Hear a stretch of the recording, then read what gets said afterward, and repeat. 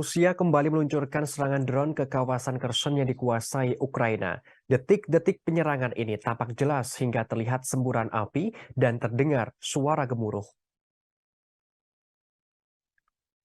Penampakan serangan drone Rusia ini terekam malam hari dalam video yang diunggah oleh media sosial resmi Kementerian Pertahanan Ukraina. Dalam video itu mulanya menunjukkan lidah api pada malam hari yang terjun dari langit. Drone itu tampak menyemburkan api lantas menyebar seperti kembang api. Dalam video yang dibagikan itu, terdengar pula suara gemuruh yang kencang. Lantas sebaran api yang disemburkan menyebar hingga terlihat seperti hujan api. Dalam kolom keterangannya, Kementerian Pertahanan Ukraina menuliskan serangan drone Rusia ke Kherson. Terdapat amunisi pembakar hingga misil diluncurkan. Diungkapkan pula Rusia terus membalas dendam pada penduduk Kherson. Ukraina yakin kota itu tidak akan pernah menjadi Rusia. Sebagaimana diketahui sebelumnya, serangan Rusia ke Kherson terjadi pada Rabu 28 Desember. Pemerintah Ukraina mengungkapkan serangan Rusia di Kherson untuk menargetkan warga sipil. Rusia terus melancarkan serangan bak membuat neraka di Ukraina. Ukraina menilai serangan itu sebenarnya menargetkan warga sipil di Kherson.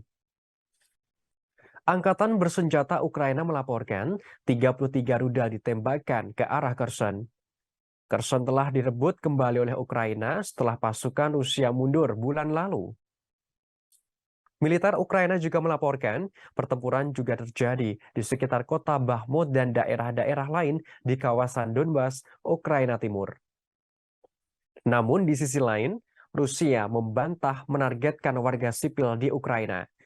Rusia telah bertekad bulat untuk mencapai tujuannya di Ukraina.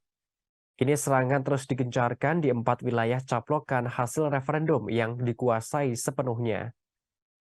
Menteri Luar Negeri Rusia Sergei Lavrov memberikan penjelasan. Ia mengatakan Rusia akan menang berkat ketekunan, kesabaran, dan tekad. Pihaknya akan mempertahankan tujuan mulia yang vital bagi rakyat dan negara Rusia. Tak hanya itu, Lavrov menegaskan kembali sikap Rusia untuk melanjutkan pembicaraan damai. Namun Ukraina harus mengakui wilayah Ukraina yang dicaplok oleh Rusia.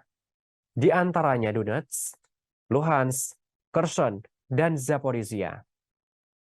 Menteri Luar Negeri Rusia menegaskan warga di keempat wilayah itu harus bebas dari ancaman nazifikasi yang telah dihadapi selama bertahun-tahun.